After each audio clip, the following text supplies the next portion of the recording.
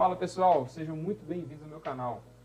No vídeo de hoje eu quero falar para você que está pensando em iniciar sua carreira na área de dados, mas ainda tem uma dúvida ali em qual área especificamente trabalhar. Ou então, se você não tem a menor ideia por onde começar, eu tenho certeza que esse vídeo vai te ajudar e vai te dar uma melhor clareza também. Eu vou também trazer, pessoal, alguns soft skills e hard skills que são bem comuns entre essa galera que já trabalha com dados, tá ok? Então vamos lá. A primeira opção é o cientista de dados. Se você quer ser um cientista de dados, então você vai trabalhar na parte exploratória de dados, numa parte mais analítica. Como assim, Guilherme? Então, imagina que você tem uma base de dados de vendas, né? Vendas de produtos, e dentro dessa base de dados tem várias informações. Tem as informações do produto, tem as informações do cliente, tem o preço, tem o custo, tem a quantidade, tem a localização. Então, imagina que você quer descobrir algumas outras informações a respeito da venda, né? Ou das vendas. Quando uma venda aconteceu, ou quais são os períodos do ano em que acontecem mais e menos vendas, quais são, em quais épocas do ano que acontecem mais vendas, quais dias do ano que acontecem mais vendas, quais são os estados que mais compram de você, né? Ou do seu cliente, quais são as cidades que mais vendem. Então, essas respostas, o cientista de dados ele trabalha bastante em cima ali dos dados para conseguir respondê-la, tá certo? Então vamos para a segunda opção, é o engenheiro de dados.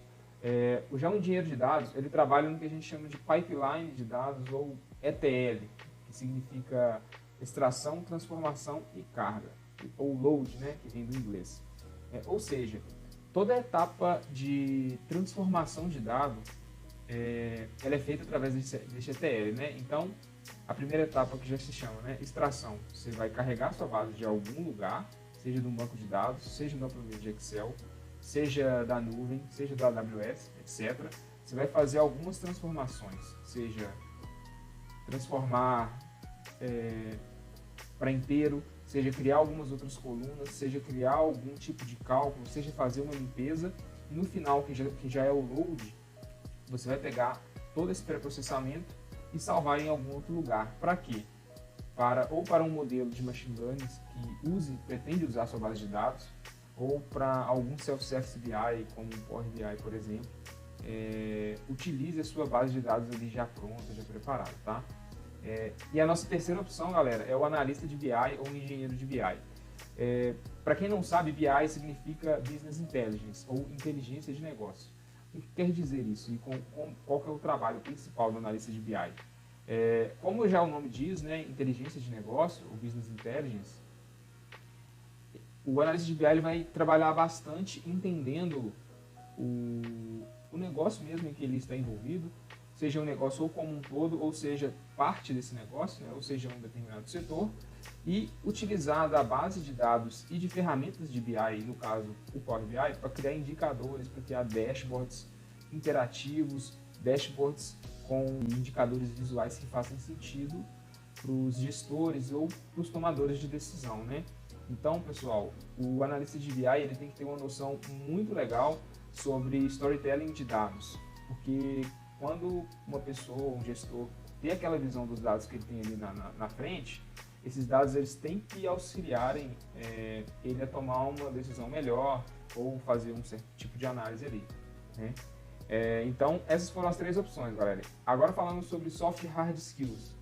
Para os soft skills, galera, para as três opções, tanto cientista de dados, tanto engenheiro de dados e analista de BI, é muito importante, botem isso em mente, isso é muito importante, não só para a parte profissional, mas para tudo que você for fazer na sua vida, né? Treinem a comunicação, galera. Treinem a comunicação, porque a comunicação ela está bastante presente, né, nessa parte na parte profissional, porque para os três casos vocês vão precisar conversar muito com as áreas de negócio. A gente não consegue trabalhar isoladamente, né?